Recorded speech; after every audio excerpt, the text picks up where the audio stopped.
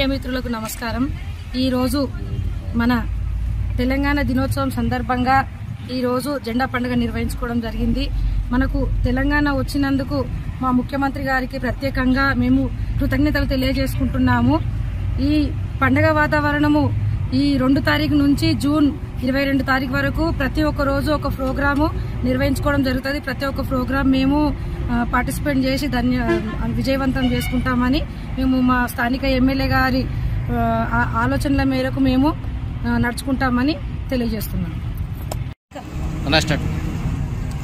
ఈరోజు తెలంగాణ రాష్ట్ర ఆవిర్భావ దినోత్సవ సందర్భంగా మా రాష్ట్ర ముఖ్యమంత్రి వర్యులు ఏదైతే ఆదేశాలు జారీ చేశారో ఆ ఆదేశాలకు అనుగుణంగానే ఈరోజు ఈ కార్యక్రమాలన్నీ జరుపుకోవడానికి ముఖ్య ఉద్దేశము।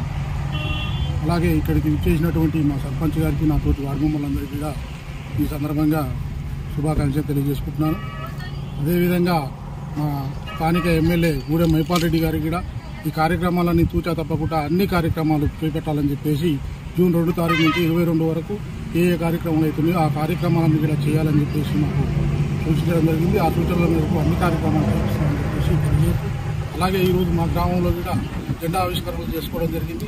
ఇవన్నిటి తర్వాత ఇక్కడికి మన పల్లె ప్రకృతి వనంలోకి వచ్చాము। ఈ పల్లె ప్రకృతి వనం ఏదంటే మన రాష్ట్ర ముఖ్యమంత్రి వర్యులు గారు ఆదేశించినటువంటి ఈ పల్లె ప్రకృతి వనంలోనే ఈ సంతోషమైన సెలబ్రేషన్ చేసుకోవడం కూడా సంతోషదాయకమని తెలియజేస్తూ